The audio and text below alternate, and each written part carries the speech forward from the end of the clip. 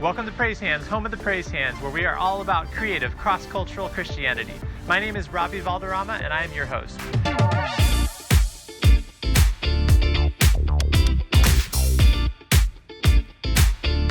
Today's guest will be DJ Soto. He runs vrchurch.org, which is the first church to exist entirely inside of virtual reality. In this episode, DJ is going to introduce us to his church. We'll visit different worlds. We're going to hear the different stories of lives that have been transformed through this church, and I think that your mind is going to be blown. So, without further ado, let's head on in.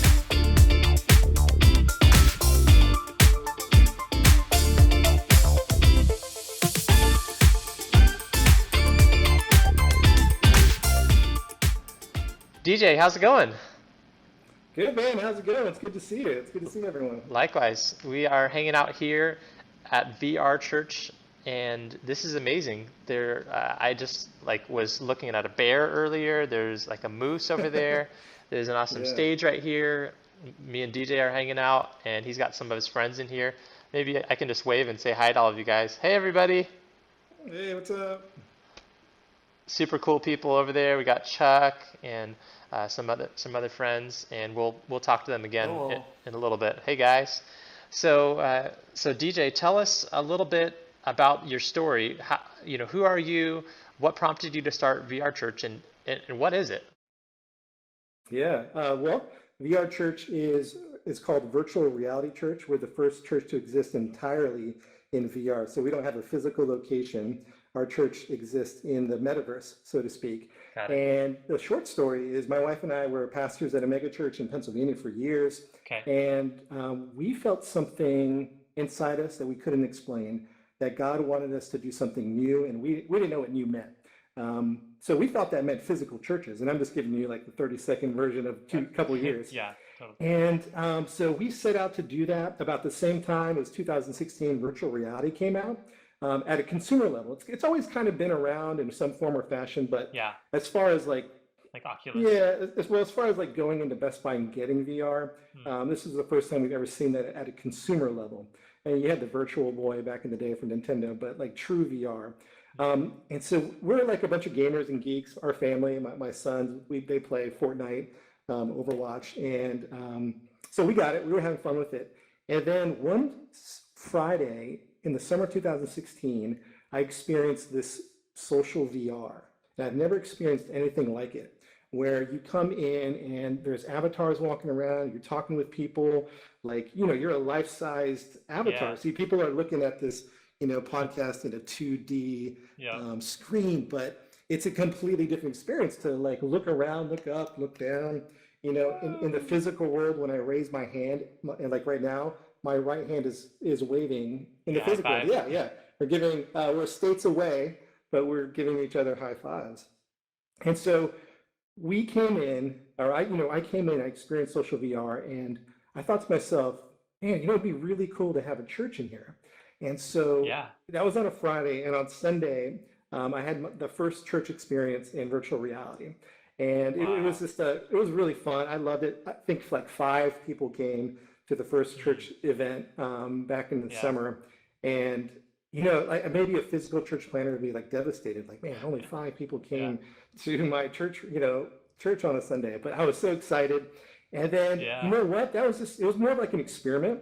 We didn't necessarily officially like launch a church at that point. It was like, let's experiment with having like a gathering of faith, and where I would do sermons and there would be worship music. And, we just kind of did it sporadically for a few months. And then, one day we said, I think we need to get serious about this. We're going to treat this like a real church plant. And that's when I got connected with leaders like Chuck and Anna Marie, some of my high-level leaders. And we launched Virtual Reality Church. I think it was May of 2017 when it kind of became an official weekly gathering. And from there, we've evolved into life groups and a little bit of community on Discord. So that's like the nuts and bolts of VR Church and where we started and what we're doing. I mean, it's just always an evolving thing. We were one building for forever. Now we're creating these worlds.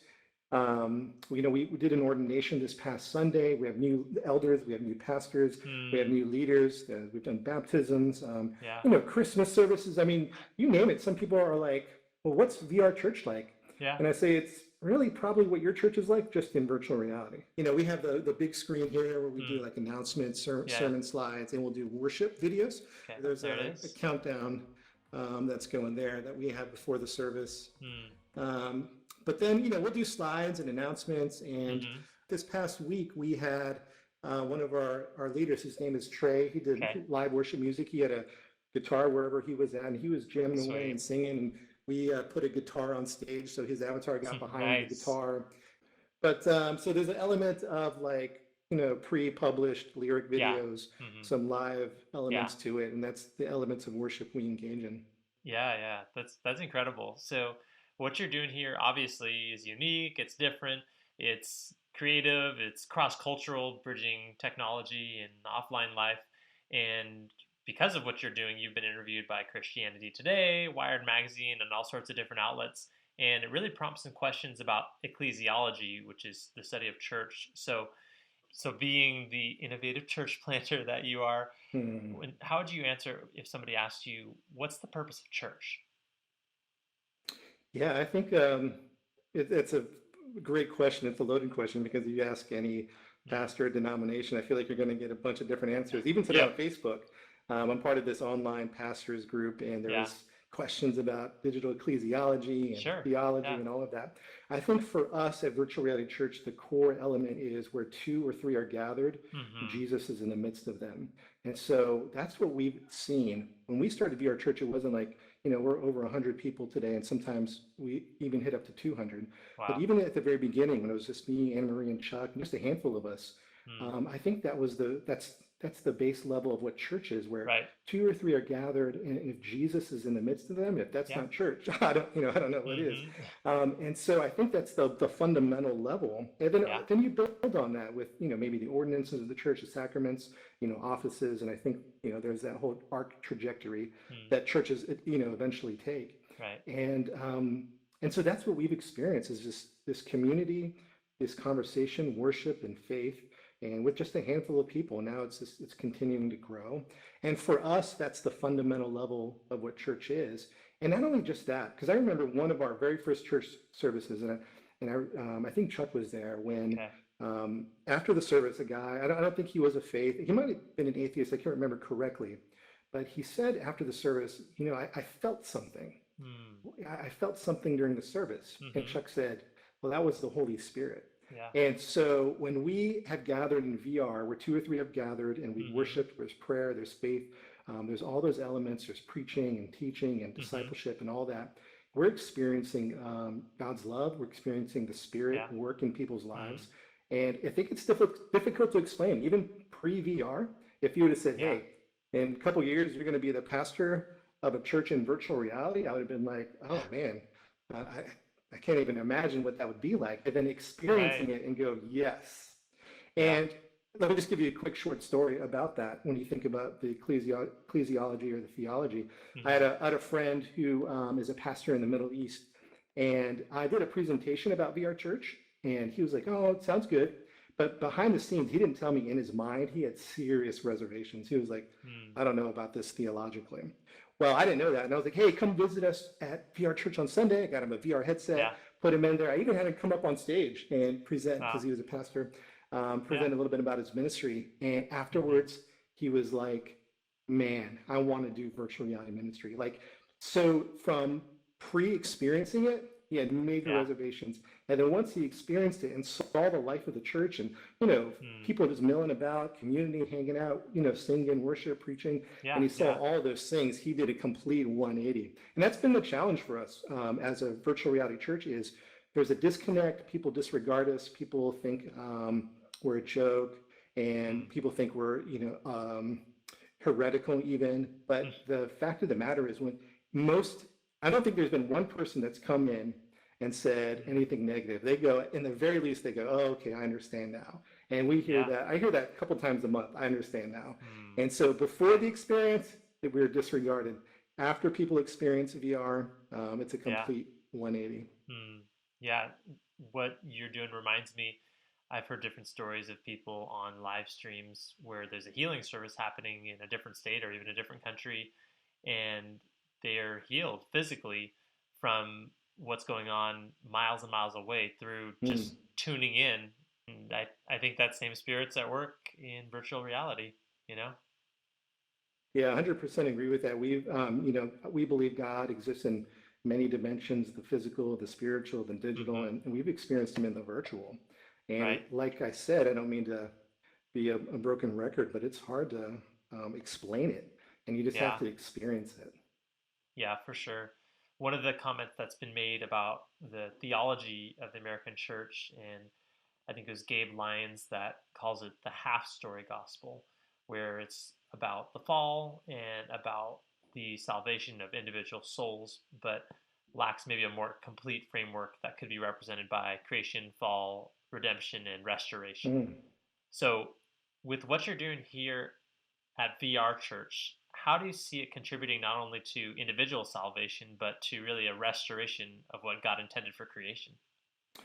I think for me, it's the nature of the platform. So what that means is when we gather for church in the physical world, there is an intimidation barrier there. And for better or for worse, whether that's that particular church's fault or not, that's a tough barrier to get through where Mm-hmm. people have been judged, they've been ostracized. I mean, I hear it, at least a few times a month that people have gotten kicked out of their church. Maybe Mm-hmm. they said they're transgender and they try to visit a church and the church Mm-hmm. wouldn't even let them in the doors. And so now you have, like you said, a narrow gospel, a very exclusive, elitist expression of, the love of God. And so what I think VR Church has done in repairing some of those elements is Mm-hmm. the nature of the platform is that anybody can pop in at any Right? time. Yeah. And so that intimidation barrier is pretty much gone, Yeah. because you can come in as an avatar, there's a lot of anonymity. And with that anonymity, that leads to deep, authentic conversations. Mm. And so somebody that might have been ostracized in the physical church, they are free to come in here. And then you marry that with our culture of our church, which our leaders that are here are fabulous at. They just have such a loving spirit. They have Mm. such an accepting spirit to people. And when you marry the platform, the nature of the platform, Mm-hmm. and the culture of our church, which is very inclusive Mm-hmm. and wants to spread the love of God, where everyone's invited to this party, this dinner. Everyone can partake. Jesus has come and dined, and Mm-hmm. so um, in that spirit, those two things meshed together has really created an atmosphere and our reputation now is one of just people feel comfortable coming in, whether Yeah. they're atheists, whether they're whatever. Mm. Yeah. So, on that topic of virtual church and the anonymity leading to greater authenticity, do you think that the future of church is virtual? Speaking for myself, I do believe the future of the church is virtual reality. And I know some of my pastor friends might have a hard time hearing that. They might, struggle with that idea. But just what we've experienced is that we're able to reach people from all over the world, and not just all over the world, but really locally, and people that have been disenfranchised by the experience of church.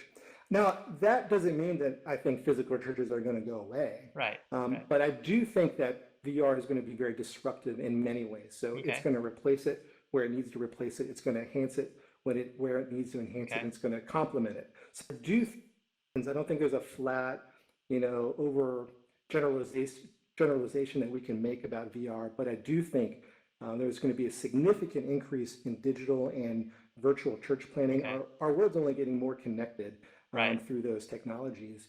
Yeah. And I think it's only a matter of time before you have a new generation of church planners who, instead of building, a $10 million building, like I have a multi-billion-dollar piece of land here, this world.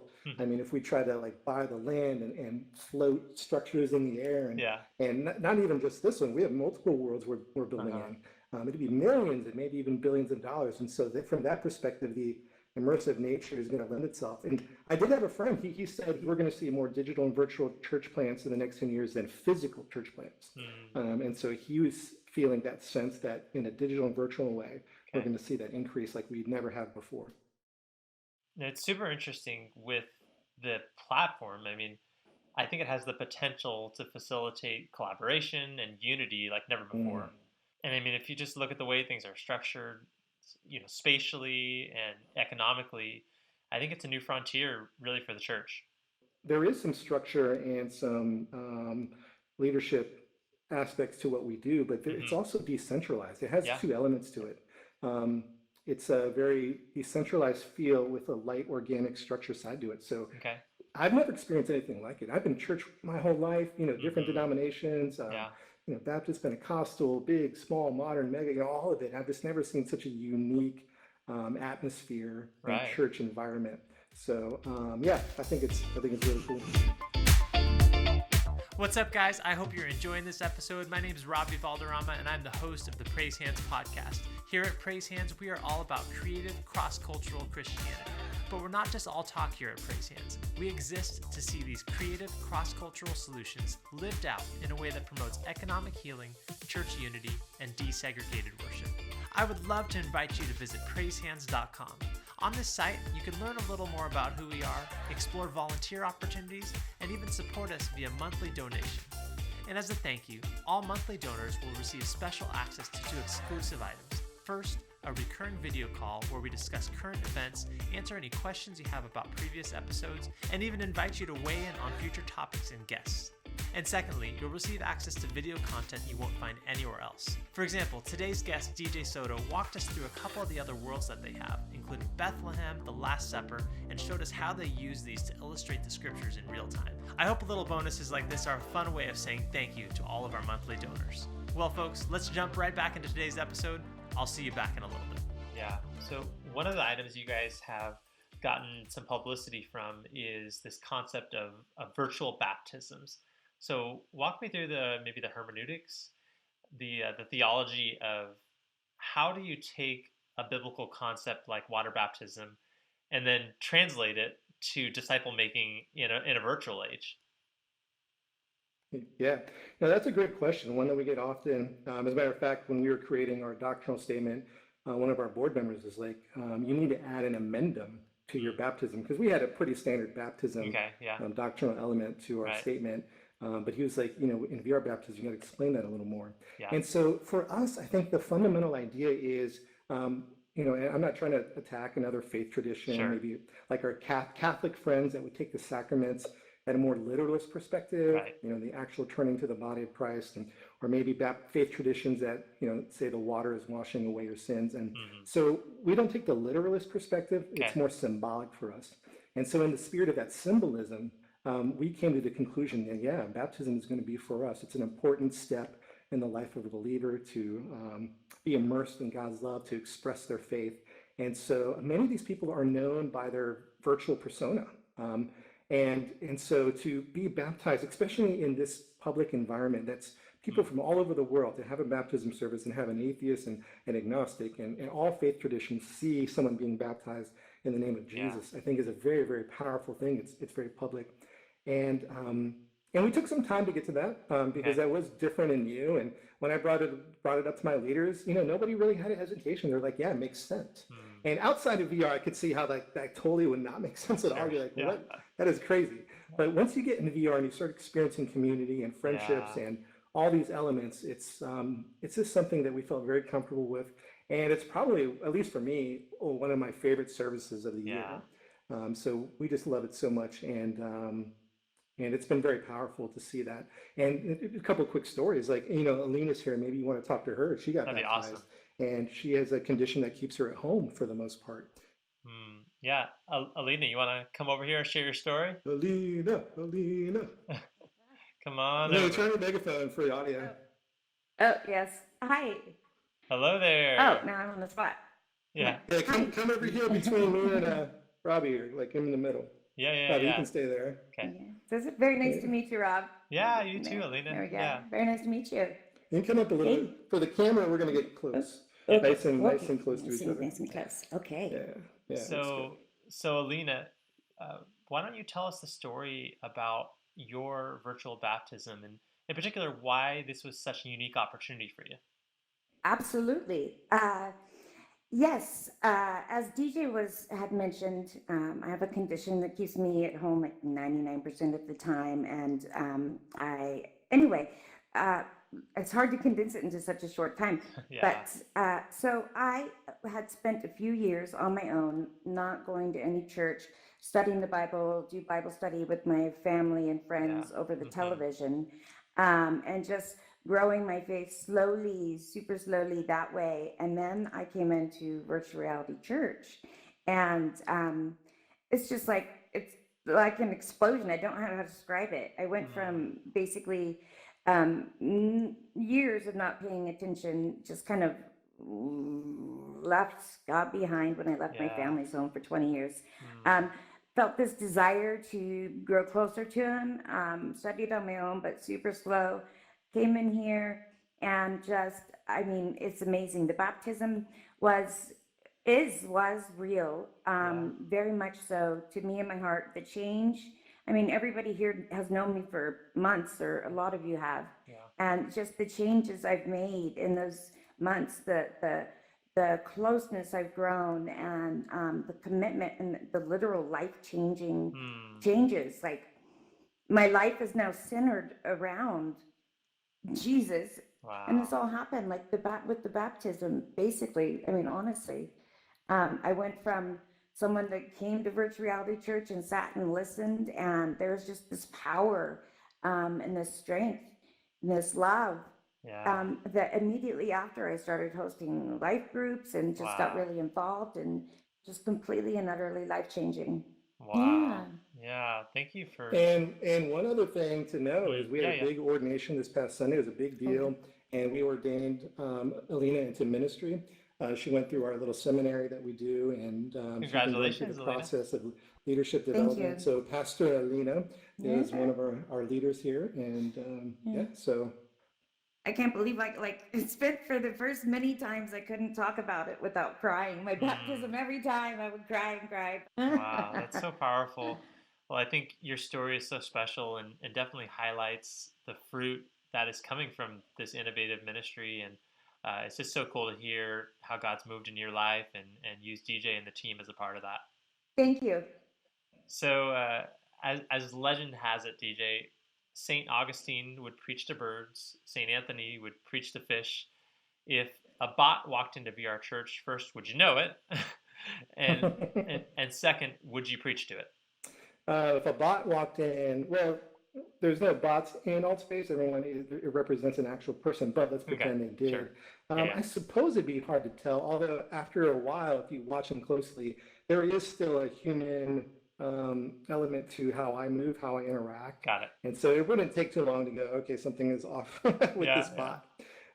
So yeah, that, and then too, I don't know, I never really thought about preaching to bots, but if there's someone on the other end, or if that's somehow being recorded, why not preach to bots? And, I guess learning how that's all connected to whatever it's connected to. But yeah, that's interesting. I never really thought about that. Yeah. So my question behind the question, there's somebody up there. Hey. my question behind the question is, if you look at artificial intelligence, for example, like the Facebook newsfeed, it's taking more and more of a discipling role in our lives. Mm-hmm. And it's shaping our thoughts, our emotions, habits, relationships. So with artificial intelligence increasing in influence over society, do Christians not only have the weird sort of opportunity, but also the responsibility to disciple our technology with gospel truths? No, I thought about that in different ways. Just like, what if there was like an AI church that would, I don't know, somehow is able to read the, social network, or, overall the tenor of the church is that depression is the major issue. And so that kicks an algorithm into formulating worship and, scripture and a sermon. And so I thought about that, but I think it's interesting, just the nature of humans and the nature of Christian religious organization is you almost have to have like a bot for certain denominations. Like, I think everyone would program that bot differently, because even across different constructs, there's that gospel. It doesn't change, but there is different ways people express it. Some hardcore and some liberally, and so I think it's I don't think we're going to see one bot that's going to serve it all. It's going to be like denominational bots, but that could totally be a thing. Yeah, I just think with machine learning, we're training these bots and these algorithms. There's no such thing as a neutral algorithm. We're bringing our own assumptions and biases in, and I believe that there's a place for Christian ethics in this conversation, you know? No, I got you. Yeah. So we're going to move over here to the campfire area. Hello, everybody. And DJ, I think I will give you a question, and then I'd love to open it up to the rest of your group. And so just so all you guys know what we're doing here, my name is Robbie, and this is the Praise Hands podcast. And we've got a community of listeners that found out we were going to be in virtual reality church, and they had some questions. So I'm going to start off with one. It's as virtual reality progresses, is true community doomed? Yeah, the premise is a little rough for me, assuming doom for digital or virtual interactions. And so I think maybe if you would have kept it at digital, I could probably, be in agreement with that to some degree.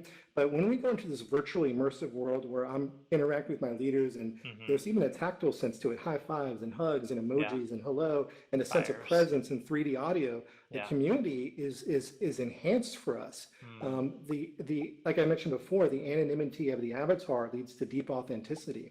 And so we're able to get more authentic quickly. In a church, you would have, there's that, barrier, that protection, maybe people are going to judge me.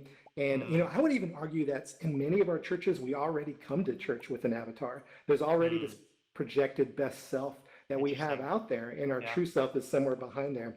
And so for VR, what we're sensing is that layer that we have to put in front, we can lessen that up a bit. So even like Anna Marie is in the gold right over here. Yeah, Hello. She talked about how she just feels comfortable in because of VR Church, because she feels like she can be her true self.